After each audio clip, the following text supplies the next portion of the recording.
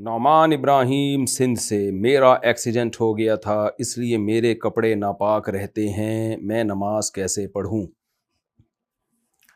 دیکھیے، نماز کے لیے الگ کپڑے رکھیں آپ، اور اگر خون مستقل نکلتا رہتا ہے نا تو آپ نے نماز سے پہلے اتنی سی جگہ جہاں خون لگا ہوا ہے اس کو دھویا اور نماز پڑھ لی فوراً آپ نے۔ اس میں کیا جا رہا ہے؟ اتنا ٹینشن والا کام تھوڑی ہے۔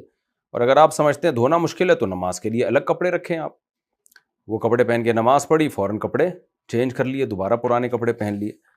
تو اس میں بھی اگر کوئی مشکل ہے آپ کو تو وہ بتائیے، پھر میں مسئلہ بتاؤں گا کہ کیا گنجائش ہو سکتی ہے۔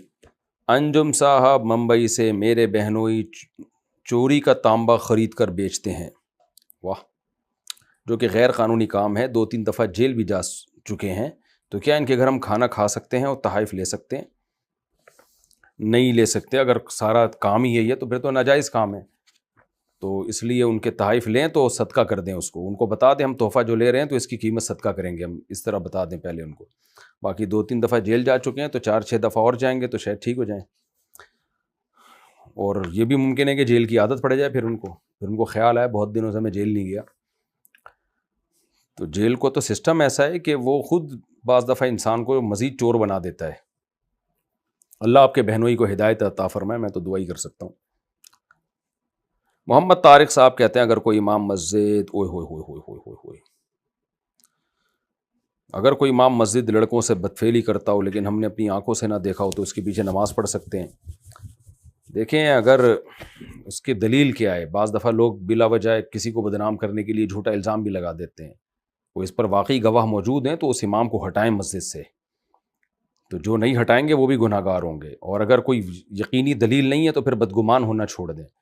تو دونوں میں سے ایک کام کریں، یا تو دلائل سے ثابت، جو الزام لگا رہا ہے اس سے پوچھیں کیا دلیل ہے تمہارے پاس، اگر کوئی دلیل نہیں ہے، بس فلاں نے بولا تھا تو فلاں نے بولا تھا، ایسے ہی دلیل ہے، تو جو الزام لگا رہا ہے اس کو بولیں کہ انسان کے بچے بنو، کسی بے گناہ کو بدنام مت کرو۔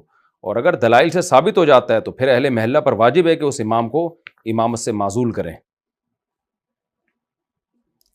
امتیاز احمد انڈیا سے، میرا ہندو دوست مسلمان ہونا چاہتا ہے تو میں اس کے گھر دعوت کھا سکتا ہوں؟ کھا سکتے ہیں۔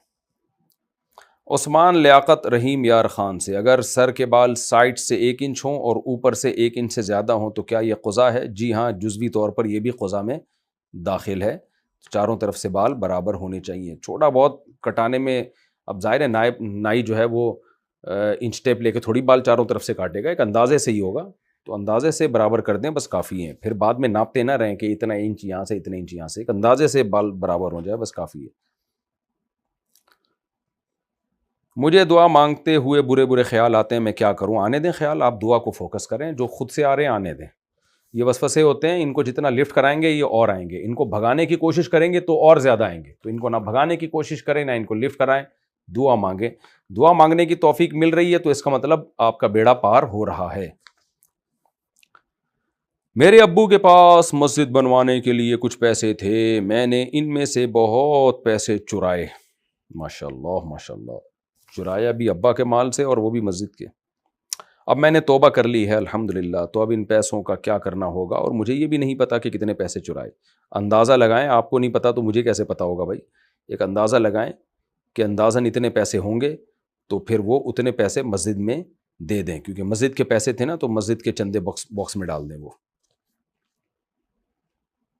اکٹھے دینا ممکن نہیں ہے تو قسطوں میں تھوڑے تھوڑے کر کے ڈال دیں۔ کیا جیجا اور سالی ہنسی مذاق کر سکتے ہیں؟ گناہ تو نہیں ہوگا؟ جی ہوگا گناہ۔ سالی کیا لگتی ہے آپ کی؟ سالی کہیں کی، آپ کے لیے آپ کی بیوی اللہ نے بنائی ہے، تو سالی پر واجب ہے کہ اپنے بہنوئی سے وہ پردہ کرے، پردہ نہیں کرتی تو گناہ گار ہوگی، اور اگر وہ پردہ نہیں کرتی تو گناہ اس کو ہوگا، لیکن فری ہونا ہا ہا ہی ہو یہ تو آپ کے اختیار میں ہے نا، تو یہ جائز نہیں ہے، سالی سے ریزرو رہیں اس سے آپ۔ آصف، یہ کیا لکھا ہے؟ آصاب احمد انڈیا سے، جیجا کیا ہوتا ہے؟ جیجا بہنوئی، اچھا۔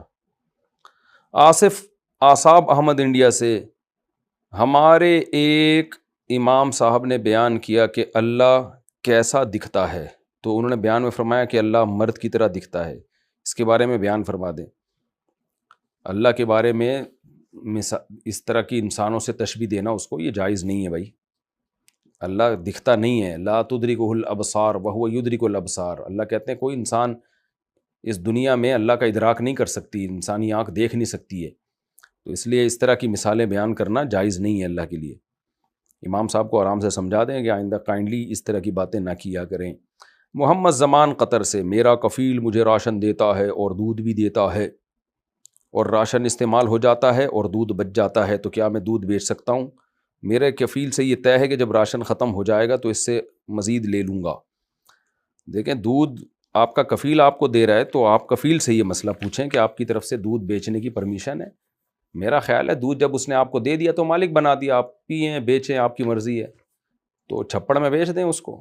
اگر اس کو اعتراض ہوگا تو خود ہی منع کر دے گا.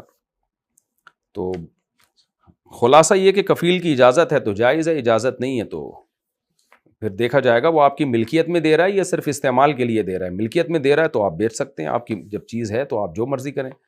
لیکن عام طور پر وہ استعمال کے لیے دے رہے ہوتے ہیں، تو پھر ایسی صورت میں بیچنا یہ کفیل کی اجازت پر موقوف ہے. تو اگر وہ اس بارے میں تحقیق نہیں کر رہا، کچھ پوچھ نہیں رہا ہے، تو امید ہے اجازت ہی ہوگی. پھر بھی پوچھ لیں تو زیادہ اچھا ہے.